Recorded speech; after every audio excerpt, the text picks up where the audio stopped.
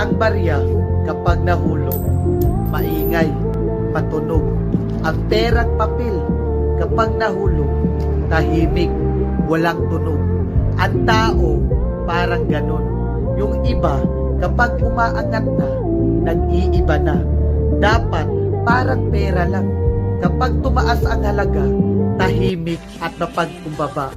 Dahil ang bahay nasisira, ang kotse naluluma, ang mga bagay nawawala, ang posisyon napapalitan.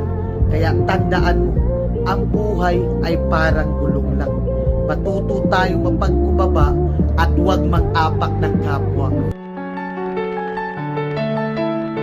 Lagi mo pa rin pangarapin ang may marating. Ano man ang mga pagsubok at problema ang dumating. Mabagal man ang pag-abante? Okay lang yan, basta ang importante dumidiskarte. Tandaan mo na ang buhay ay hindi laging malungkot at malumbay. Kaya patuloy ka lang lumaban at maging matibay. Dahil darating din ang araw, lahat ng plano mo sa buhay ay magtatagumpay.